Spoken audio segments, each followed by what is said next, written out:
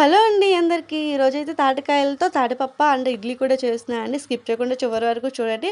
అప్పుడైతేనే మీకు పూర్తిగా వీడియో అయితే అర్థమవుతుందనమాట. స్కిప్ చేయకుండా చూడండి.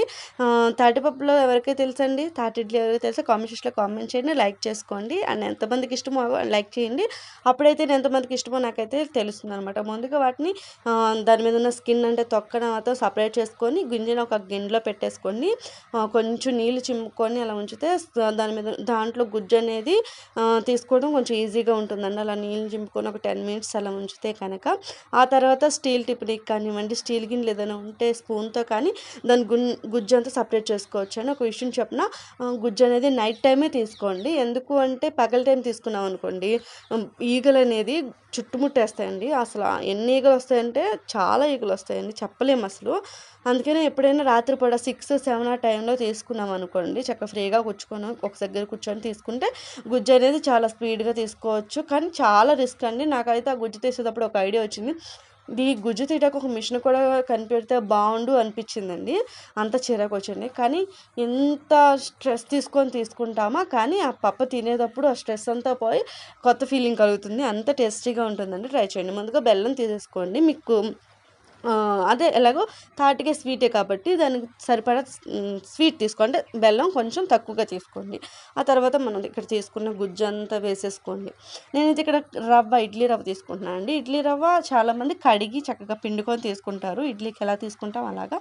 నేను అలా కాకుండా ఇక్కడ ఎలా ఉన్నది అలా రవ్వ మామూలుగా నార్మల్‌గా వేసేస్తున్నానండి. రవ్వ నేనేం కడగట్లేదు.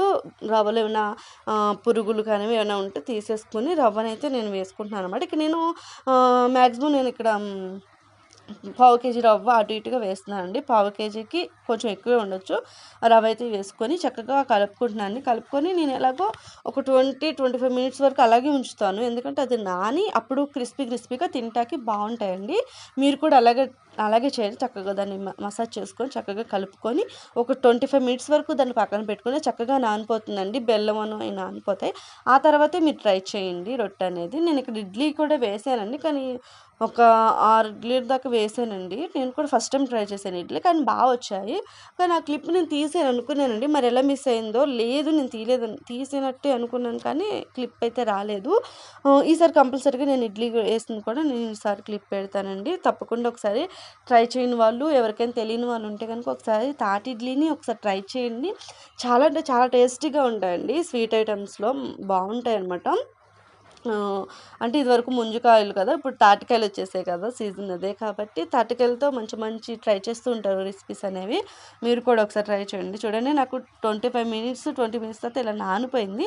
ఆ తర్వాత పెన్నాన్ని చక్కగా వేడి చేసుకొని తర్వాత ఆయిల్ అయితే చాలా ఎక్కువ పడుతుందండి తాటి రొట్టెలకి. ఆయిల్‌ని చూసుకొని చక్కగా కాలుతున్న అవి ఆయిల్ తెలిసిపోతుంది. అది ఒక 5 మినిట్స్‌కి 2 మినిట్స్‌కి అలా పీల్చేస్తూ ఉంటుంది. మీరు చూసుకొని ఆయిల్‌ని చక్కగా సరిపడేటట్టు వేసుకొని కాల్చుకోండి. అట్టు అనేది పెద్దగా వేసుకోవద్దండి. చిన్నగా వేసుకుంటేనే తాటి రొట్టె అనేది మనకి తిప్పుకోవడానికి బావుంటుంది కాబట్టి మీరు కూడా తాటి రొట్టెని చిన్నగా వేసుకోండి.